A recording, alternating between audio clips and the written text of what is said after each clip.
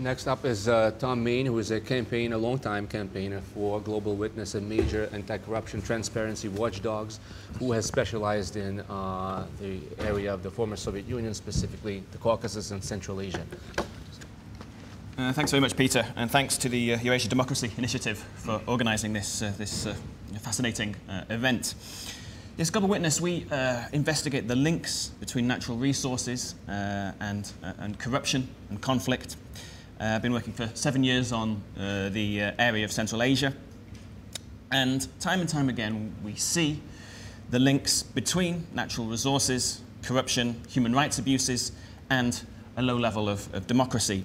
Historically, if we just look at Africa, Sierra Leone, Angola, Equatorial Guinea, time and time again, resources have fueled wars, fueled corruption. It's often called the resource curse, although I prefer to call it the paradox of plenty, because the resource curse makes it sound as if this is inevitable, but we believe that it's not. But it's not just happened in Africa. Of course, if we look in the last 10 years in Azerbaijan, for example, the level of oil production has tripled in the last 10 years. In that time, we've seen the level of democracy decrease. We've seen more human rights abuses. And meanwhile, the quality of living has stayed pretty much the same. My colleagues have already mentioned the situation in Kyrgyzstan. We're hearing a lot about Maxim Bekiev, the son of the president, who was arrested recently in the UK. We're hearing that he had created virtually a shadow state around him, the amount of business interests he controlled, both in the mining sector, in gold mining, allegedly, and in the banking sector as well. And I'm sure we're going to hear many stories come out in the future about how much he controlled and the kind of deals he was doing. Now, if I was to play devil's advocate, I'd say, well, really, what can we do if a government spends its money on prestige projects or the cult of personality like we see in Turkmenistan? What can we in the West do? Well, I think there's actually quite a lot we can do. First off, time and time again, we seem to be granting privileges, agreements and business deals before any improvements are made. This, to me, would seem like the wrong way round. I was recently in the European Parliament speaking about Turkmenistan, and there's some proposals at the moment in the European Union to strike a partnership and cooperation agreement with Turkmenistan. This is kind of like a normalization of relations with Turkmenistan. Yet we've seen no improvements in the human rights situation in Turkmenistan. We've seen no improvements in the level of transparency in the way Turkmenistan manages its natural resources. So we are hoping to, in effect, reward the regime with this partnership and cooperation agreement before we see any changes. But after the PCA, this Partnership and Cooperation Agreement, is signed, after we sign perhaps gas deals with Turkmenistan, it's too late because the deal is in place. Why should the Turkmen government, once it's receiving billions of dollars of euros from us, why should it listen to our concerns about human rights? If there is something perhaps they can gain from our engagement, we can use these tools to perhaps see some improvements first, with something on the table, and only then to reward these governments. I agree with Peter. It's been the same situation with the OSCE chairmanship in Kazakhstan. We said that the OSCE was going to give Kazakhstan this chairmanship in the hope that it would then implement human rights reforms, improve freedom of the media. This has not happened. If anything, Kazakhstan has acted with impunity. Peter had some good examples there. I'd perhaps mention the case of Yevgeny Zhovtis, one of the top human rights defenders in Kazakhstan, who was jailed in a trial which all observers viewed as very unfair. So we have to see some kind of improvements before we reward these governments with such a prestigious post as the chairmanship of the OSCE. There are other things we can do as well. In our business deals, for example, we can make sure that we're paying into legitimate government accounts. Part of the problem in Turkmenistan, we've written a lot about this, there's some reports on the table over there, is that the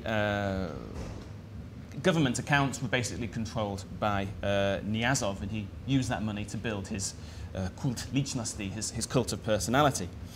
Another thing we can do is insist that our companies don't strike joint ventures with shady companies.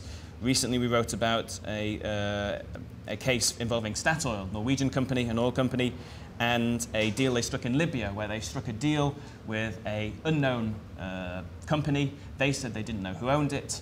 Our research found it had links to various government officials. And there's an example where you can be facilitating corruption without knowing it by giving 10–20% of a joint venture to unknown entities.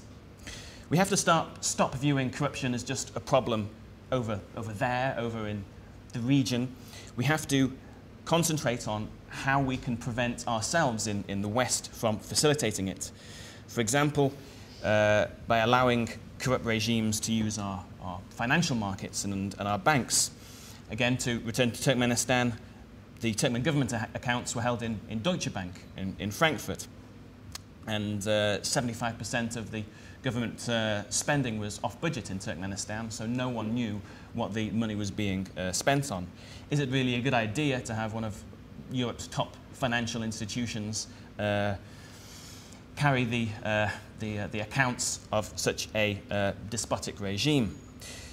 Mentioned again Kyrgyzstan with Maxim Bakiev. I'm sure more information will come out about the use of European financial institutions to store his money. And thirdly, we have a report coming out, Global Witness has a report next week coming out about the London Stock Exchange and Central Asian companies who are listing there. We're raising questions about who controls these companies and what due diligence was done on these companies before they were allowed to list on our prestigious market. I think finally I would say we have to also look at legislation and various initiatives that we can support to try and prevent corruption. One obvious example is the EITI, the Extractive Industries Transparency Initiative, which is being implemented in Kazakhstan, Azerbaijan and Kyrgyzstan and many other countries around the world.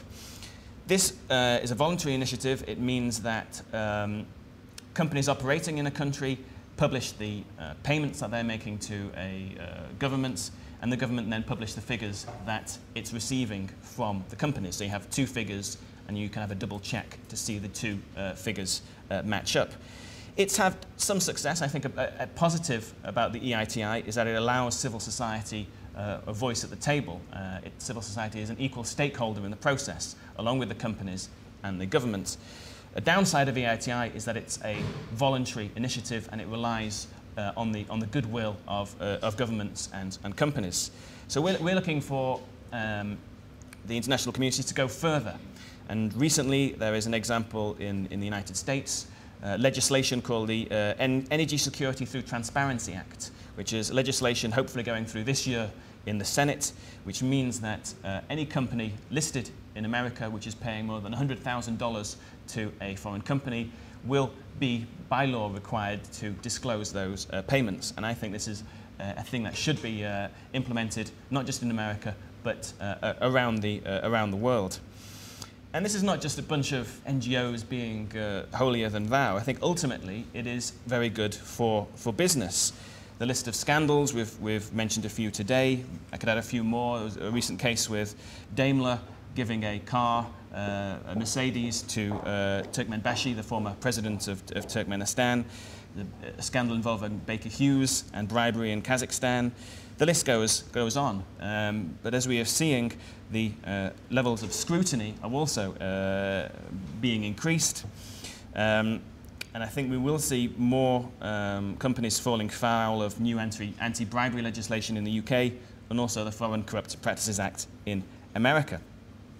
So, in conclusion, I would say, let's not give reward to those regimes which are perceived to be corrupt. And also, let's not turn a blind eye to these things and pretend that this is just simply, you know, we can't do anything about this. We can do things about it. We can prevent the facilitation of corruption in these regimes. And we have to do this, else the consequences, as we've seen in Kyrgyzstan, can be quite severe. Thank you.